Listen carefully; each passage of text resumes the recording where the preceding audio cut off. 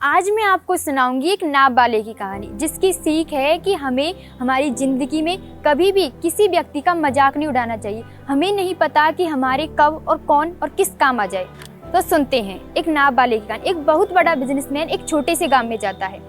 उस गांव के पहुंचने के लिए दो रास्ते हैं। एक तो सड़क के द्वारा घूम करके उसे करीबन 8 घंटे लगेंगे, और एक सामने नदी है। उस नदी में एक नाव रखी है। अगर उस नाव के द्वारा वह इस नदी को पार करे तो सिर्फ 20 मिनट लगेंगे। अब वह बिजनेसमैन अपने समय को बचाने के लिए, कि समय कीमती होता है, उस समय को बचाने के लिए वह उस नाव में बैठ जाता है। वह नाव इतनी छोटी होती है कि उसमें एक तरफ तो वह नाव चलाने वाला व्यक्ति बैठा हुआ है और दूसरी तरफ वह बिजनेसमैन बैठा हुआ है। तो कुछ देर तो नाव चलती रहती है शांति से, लेकिन उसके बाद बिजनेसमैन उस नाव वाले व्यक्ति से कहता है, नाव चलाने वाले व्यक्ति से कहता है कि तुम्हें पता है तुम्हारी नाव में कौन बैठा है?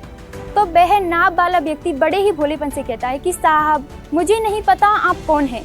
तो वह बिजनेसमैन कहता है कि तुमने अखबार पढ़ते हो क्या? रोज अखबार में मेरी फोटो आती है, रोज अखबार में मेरी फोटो आती है, मैं बहुत बड़ा बिजनेसमैन हूँ।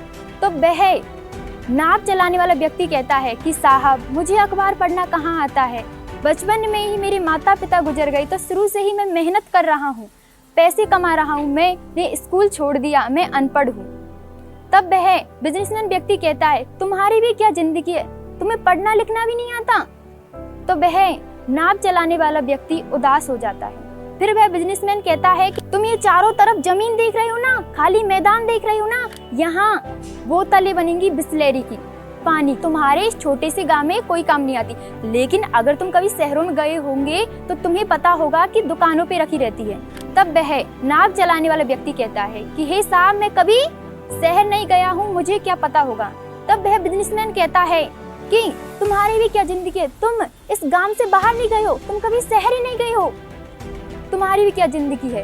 तब वह नाव चलाने वाला व्यक्ति सोचता है कि मेरी जिंदगी किस काम की, मैंने अभी तक शहर नहीं देखा, मुझे पढ़ना लिखना नहीं आता, मुझे कुछ भी नहीं आता।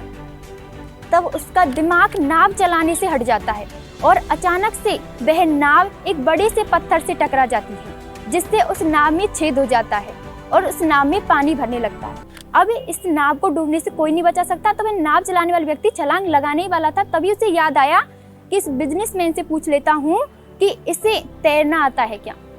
तब वह नाव चलाने वाला व्यक्ति उस बिजनेसमैन से पूछता है कि साहब तुम्हें तैरना आता है क्या?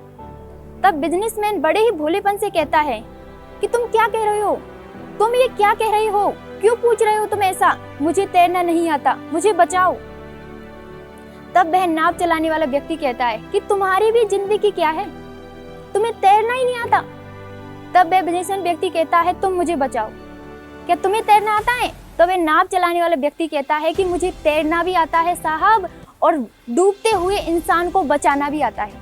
मतलब हमें इससे यह सीख मिलती है कि हमें कभी भी किसी व्यक्ति को छोटा नहीं समझना चाहिए, किसी भी व्यक्ति का मजाक नहीं उड़ाना चाहिए। हमें नहीं पता हमारे कब और कौन और किस काम आ जाए।